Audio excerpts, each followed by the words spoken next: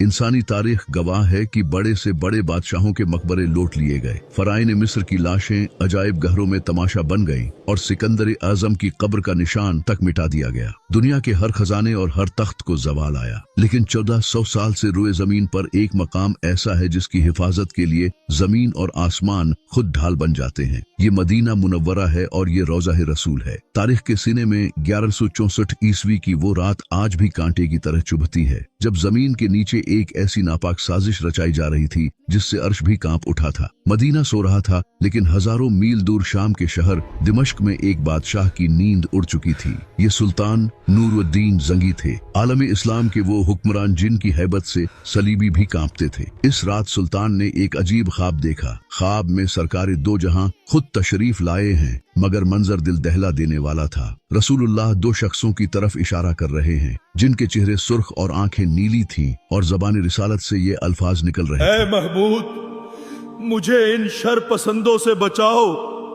ये मेरे करीब आ रहे हैं। सुल्तान जंगी चीख मारकर उठ बैठे, जिस्म कांप रहा था, आंखों से आंसू जारी थे। उन्होंने वुजू किया, नफल पढ़े और दोबारा लेट गए, मगर ख्वाब फिर आया। वही दो चेहरे, वही पुकार, मुझे बचाओ। 3 बार ऐसा हुआ। अब सुल्तान के लिए दिमश्क में एक लम्हा रुकना भी नामुमकिन हो गया। उन्होंने रात के आखिरी पहर अपने वजीर जमालुद्दीन मौसली को तलब किया। ऐ सुल्तान, आप अभी तक यहाँ क्यों बैठे हैं? अगर नबी करीम ने आपको पुकारा है तो जरूर मदीना पर कोई क़यामत टूटने वाली है। घोड़े तैयार करवाएं। अल्लाह अकबर, ठीक है तो मैं तैयार हूँ। सुल्तान ने 20 बेहतरीन घुड़सवार और बहुत सारा माल वो दौलत साथ लिया और दिमश्क से मदीना की तरफ आंधी और तूफान की तरह निकल पड़े। तारीख लिखती है कि वो सफर जो महीनों में तय होता था, सुल्तान ने सिर्फ 16 दिन में तय कर लिया। तेज चलो, सुल्तान रुकने वाले नहीं है, मामला बहुत नाजुक है। वो रास्ते में कहीं नहीं रुके, न आराम किया, न सोए। उनकी आंखों में सिर्फ एक ही तस्वीर थी, वो दो खौफनाक चेहरे। जब सुल्तान मदीना पहुंचे तो सीधा रोज़ा रसूल पर हाजिरी दी।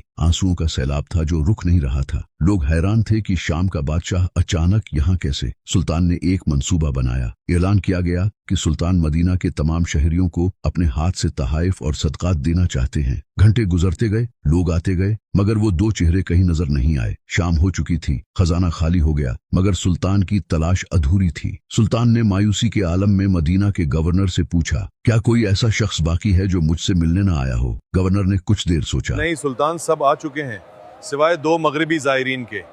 वो रोज़ा रसूल के करीब रहते हैं, बड़े नेक लोग हैं, दिन रात इबादत करते हैं। ये सुनते ही सुल्तान की आंखों में एक चमक आ गई। उन्होंने कहा, इन्हें फौरन मेरे पास लाओ। जब वो न आए तो सुल्तान खुद इनके मकान पर पहुंच गए। वहां 2 शख्स मौजूद थे, लंबी दाढ़ियां, हाथों में तस्बीह और चेहरों पर बज़ाहिर